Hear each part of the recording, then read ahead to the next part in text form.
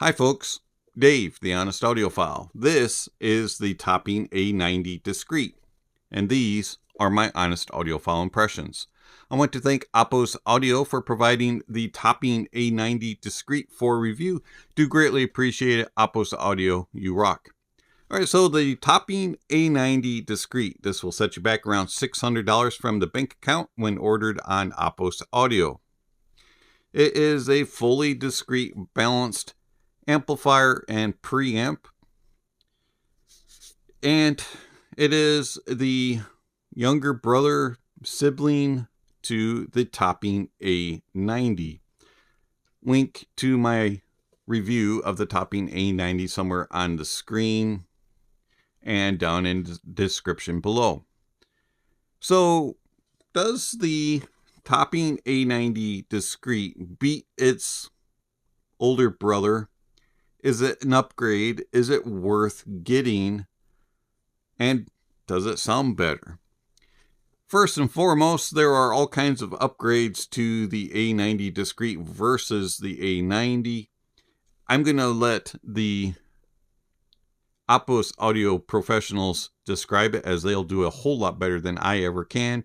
Check out the link so that you can get all the information about all the various differences. But as far as the A90 and how I used it, I'm going to give you some impressions.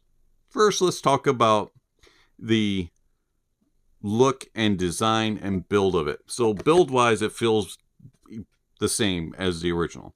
And it pretty much looks the same except for a couple differences. You do get an LED screen and some little bit of descriptions of your inputs and outputs. XLR 4.4, quarter inch, and then you get a stepped R2R volume. You have your power input, XLR ins and outs, RCA in and out, and a few other things which I did not use during the review. The Topping A90, very well built, very well laid out, had no problems whatsoever with wires getting all messed up and causing issues on the desk. It's very well spaced and laid out. Everything just kind of fits as it should. Let's go ahead and plug it in here and show you a few other things. Turn the power on here. Now this is going to be hard to do on screen as the power cord is very short, and I'm pulling it as much as I can right now, and it's at its limit, and I'm really close to my outlet. So as you can see, there's a little bit of a power. You can turn it on, and you see that you get a volume, and yes, it makes that noise when changing the volume. You also get a remote control, and it does it then too. Let's see if I can do this.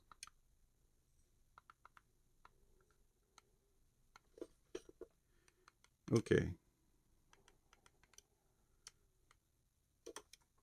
Kind of hard to do it at that angle, but yes, it still makes that noise when you change it with the remote control. And you can hear it in your headphones and IEMs and speakers when you change the volume as well. Kind of annoying, and you cannot turn off that noise.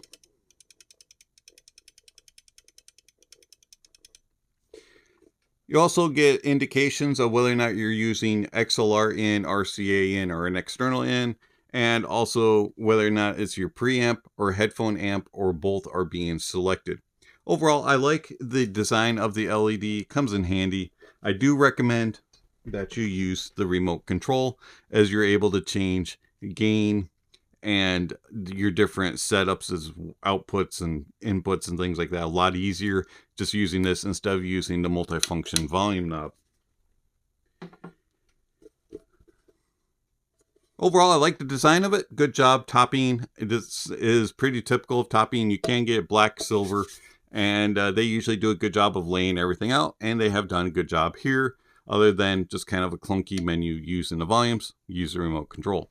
Before we get into the sound, I do want to thank my YouTube members and patron supporters for all that you provide to the channel and financial support. your daily sacrifices and monthly sacrifices of providing a little bit back to this channel is greatly appreciated. Thank you very much. And I know that in these times, it is hard to make sacrifices financially to support channels. And so I understand that, but it is much appreciated. Thank you very much for all that you provide. If you're interested in being a supporter of the channel, there are links down below. All funds that are provided to the channel through Patreon and YouTube membership go back into the channel to provide reviews and to bring in gear to compare during those reviews and to use during the review, or to record the review, whether it be a microphone or some sort of other stuff that you see on screen. So thank you very much for your support. And if you're interested in becoming one, please check out the links. How does the Topping A90 Discrete sound, and how does it compare to its its big brother? All right, so the Topping A90 Discrete has a very clean sound. It is a very well extended and very well controlled amplifier. It does not go into any sorts of distortion or having high peakiness, anything of that sort. It's just a very clean, powerful amplifier. Speaking of power, I've got my little cheat sheet here, and single-ended output has, at 16 ohms, 3,300 milliwatts. At 32 ohms, single-ended has 2,000 milliwatts. 64 ohms, it's 1,100 milliwatts. And at 300 ohm, it's 250 milliwatts. And the output impedance is 0.1. So single-ended, very powerful. Balanced. At 16 ohms, it's 9,800 milliwatts. At 32 ohms, it's 6,700 milliwatts. At 64 ohms, it's 4,000 milliwatts.